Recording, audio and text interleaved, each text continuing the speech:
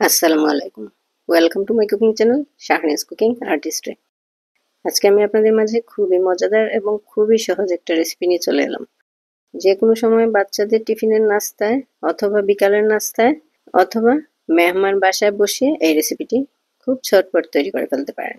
তাহলে চলুন ফুল রেসিপিটি দেখা যাক। এখানে আমি প্রথমে 4টা সসেজ 2 টেবিল চামচ তেল দিয়ে হালকা বাদামি রং করে ভেজে নিচ্ছি। ভাজা হয়ে গেছে, এখন আমি এটাকে উঠিয়ে নিচ্ছি।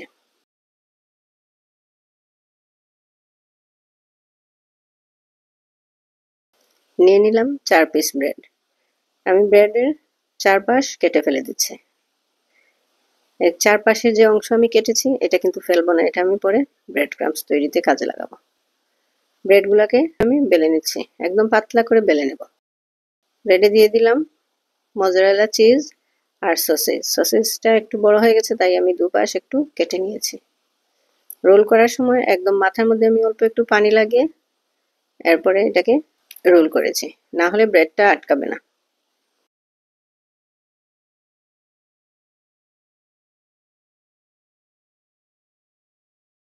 প্রথমে দিলাম চিজ, এরপরে সসেজ দিয়ে একটু পানি দিয়ে গামের মতো লাগিয়ে আমি এটাকে রোল করে নিলাম। নিয়ে নিলাম একটা ডিম। ডিমটাকে আমি ভালো করে ফেটে নেব। এখন প্রথমে ব্রেডগুলোকে ডিমের মধ্যে কোট করে নেব, এরপরে ব্রেড ক্রাম্বসের মধ্যে কোট করে নেব। খুবই সুস্বাদু এবং মজাদার এবং খুবই অল্প সময়ে এটা তৈরি করা যায়। খুব সহজ একটা রেসিপি, আপনারা অতি সহজে এটা তৈরি করতে পারেন এবং খেতেও খুবই সুস্বাদু। এখন আমি এগুলোকে হালকা বাদামি রং করে ভেজে নেব এবং মিডিয়াম লো ফ্লেমে এটাকে ভাজবো, না হলে ব্রেড ক্রাম্বস গুলো পুড়ে গিয়ে কালারটা নষ্ট হয়ে যাবে। এটাকে উল্টে পাল্টে আমি খুব ভালো করে ভেজে নেব। রেসিপিটি আপনাদের কেমন লেগেছে অবশ্যই কমেন্ট করতে ভুলবেন না প্লিজ।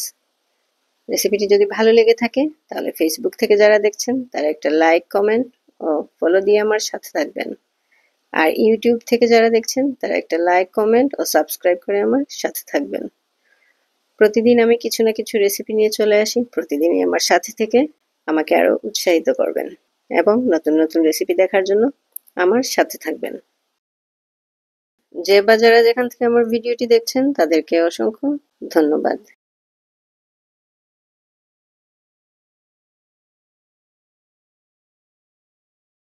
বাইরে দিয়ে খুবই ক্রিস্পি এবং ভেতরে সফট, খুবই সুস্বাদু। আপনারা অবশ্যই এটা ট্রাই করবেন।